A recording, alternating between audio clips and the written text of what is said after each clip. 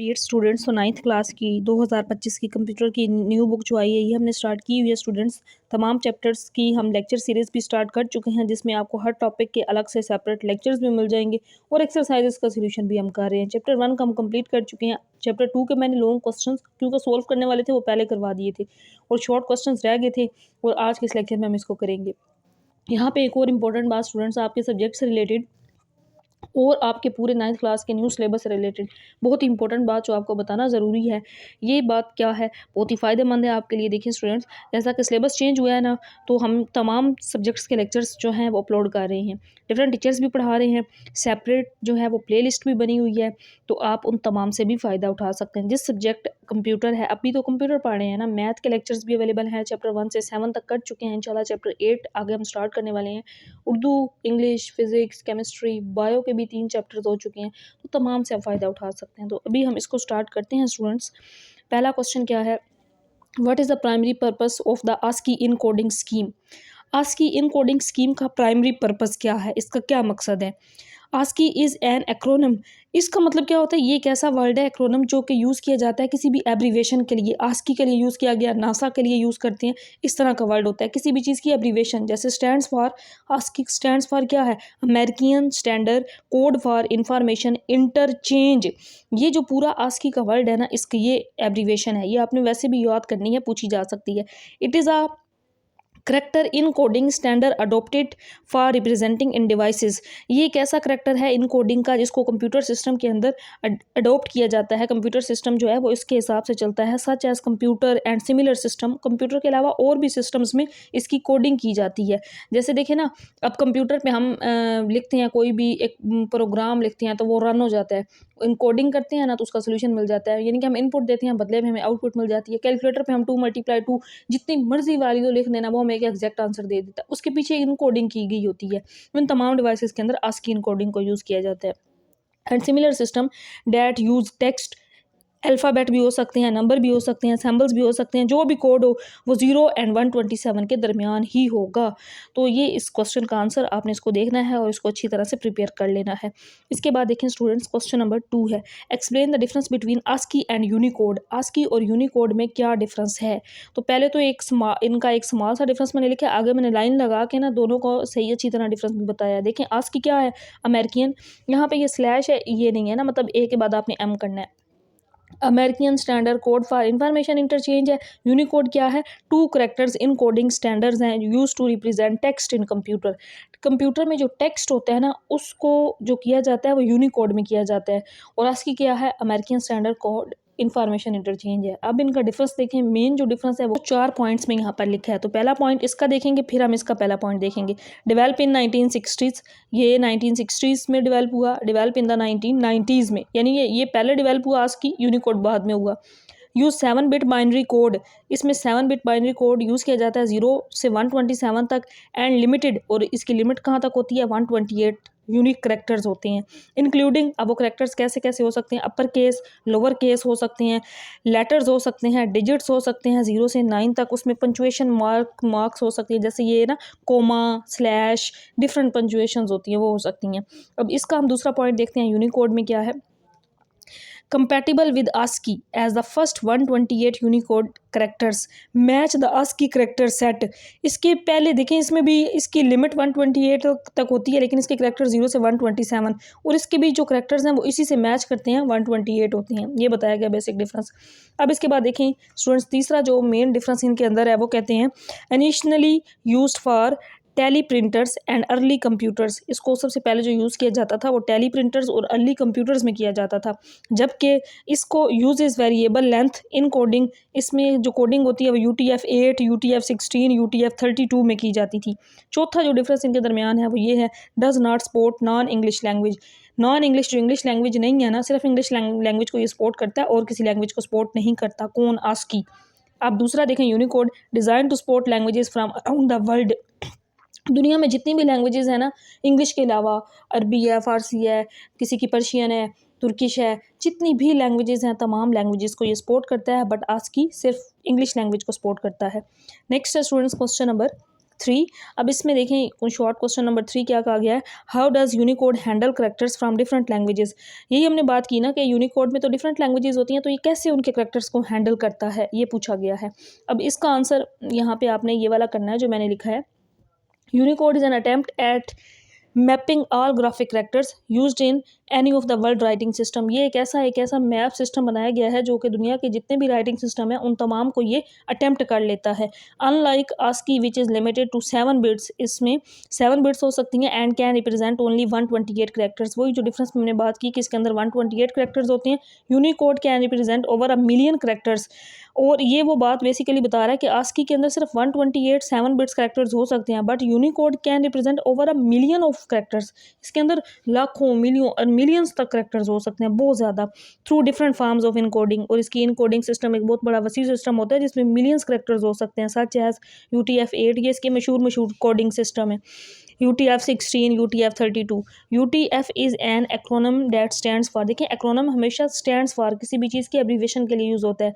Date stands for ये वाला Unicode transformation format, ये यूज़ किया जाता है। ये इस क्वेश्चन का आंसर आपने करना है स्टूडेंट्स। नेक्स्ट है एक्सरसाइज के अंदर क्वेश्चन नंबर 4, इसको देखें, इसका आंसर भी मैंने आसान वर्डिंग में लिखा है। What is the range of values for an unsigned 2 byte integer. Unsigned जिनका कोई साइन नहीं होता, देखिए ना, जिस ऐसा नंबर जिसका कोई साइन ना हो तो पॉजिटिव वैल्यू होती है ना। अनसाइंड 2 बाइट इंटीजर्स जो हैं उनकी रेंज कहाँ से कहाँ तक होती है। आसान सा क्वेश्चन है। देखिए, for an unsigned 2 byte integers the range of value is 0 to ये वाली 65,535। दिस इज़ बिकॉज 2 बाइट्स किसके इक्वल होती हैं, 16 बिट के इक्वल होती हैं। अनसाइंड इंटीजर क्या होती हैं, ऑल 16 बिट्स होते हैं। अनसाइंड इंटीजर की जो वैल्यू ये वाली है ना 65,535 कैसे आती है, फार्मूला क्या होता है, 2 पावर n-1। और यहाँ पे उसके अंदर कितने बिट्स थे, 16 बिट्स थे ना। मैक्सिमम वैल्यू, मिनिमम वैल्यू तो 0 हो सकती है, तो 2 पावर 0 1 - 1 वो तो 0 बन जाता है ना, लेकिन 16 पे तो यहाँ पे 2 पावर 16 - 1, 2 पावर 16 कैलकुलेटर पे लेंगे, उसमें से 1 को माइनस करेंगे तो ये आंसर आ जाएगा। ये मेन आपने इसके अंदर याद रखना है कि 2 बिट में जो अनसाइंड इंटीजर्स होते हैं वो 65,535 होते हैं। क्वेश्चन नंबर 5 है, explain how a negative integer is represented in binary. Negative integers को बाइनरी में कैसे रिप्रेजेंट करते हैं। Negative integers are typically represented in binary using a method called two's complement. यानी कि नेगेटिव इंटीजर्स को टूज कम्प्लीमेंट के मेथड से रिप्रेजेंट किया जाता है। उसके स्टेप्स क्या होते हैं, उसकी कन्वर्जन, ये जब मैंने लॉन्ग क्वेश्चंस करवाए थे वहाँ पे भी ये सारा काम हमने किया था कि इनकी कन्वर्जन किस तरीके से की जाती है।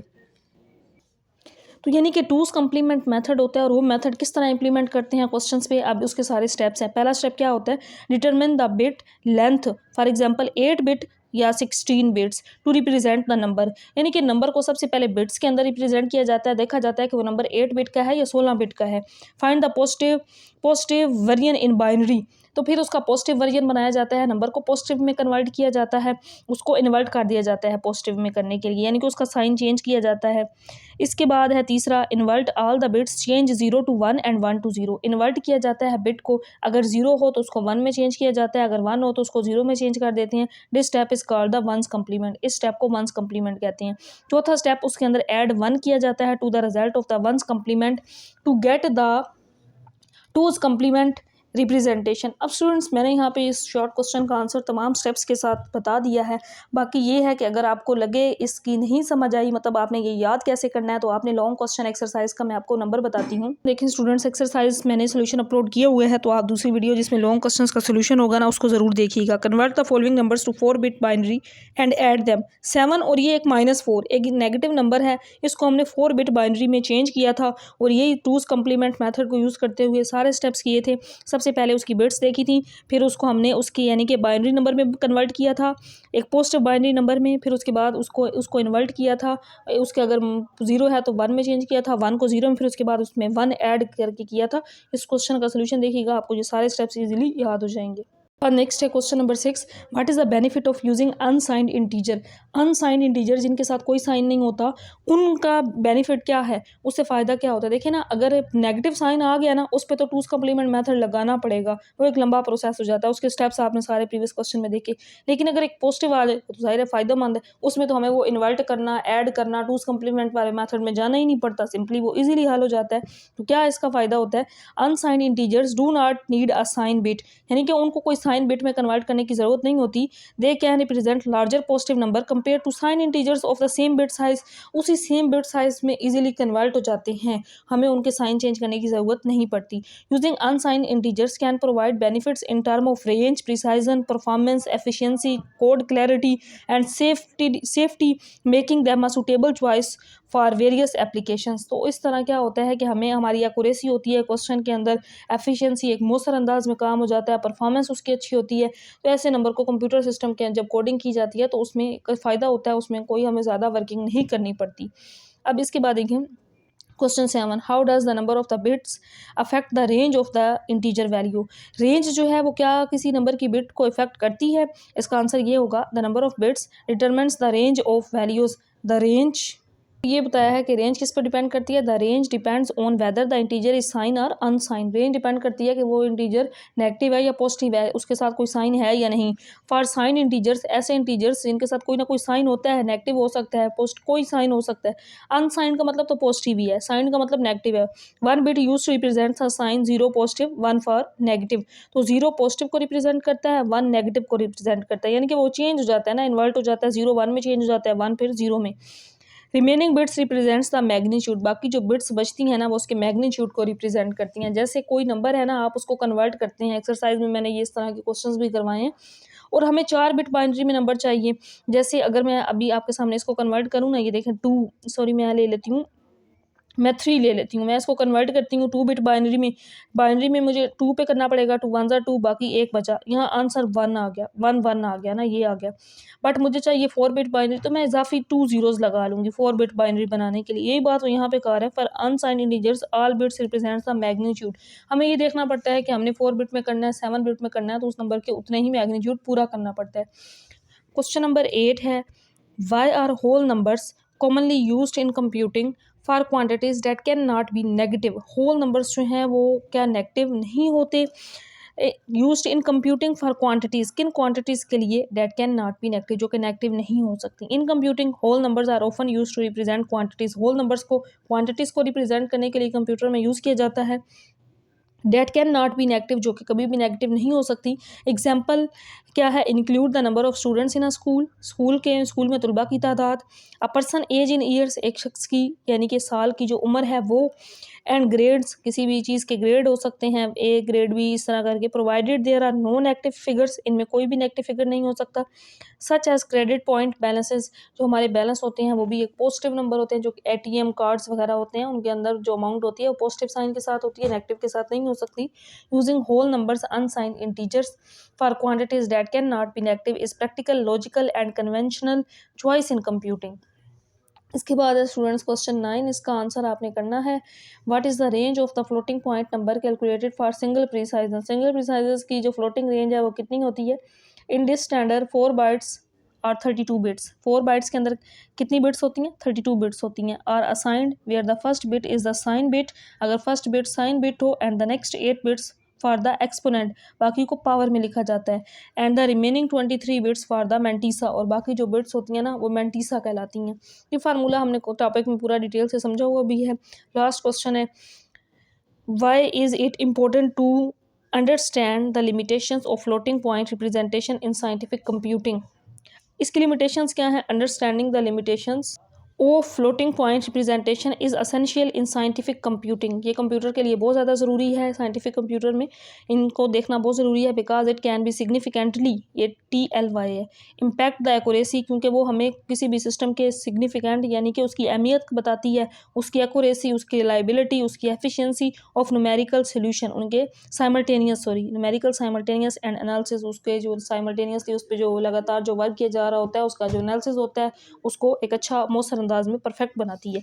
It become possible to control and manipulate the numbers in different ways. ये नंबर्स को मैनिपुलेट करती है, तब्दील करती है, कंट्रोल करती है डिफरेंट तरीकों से।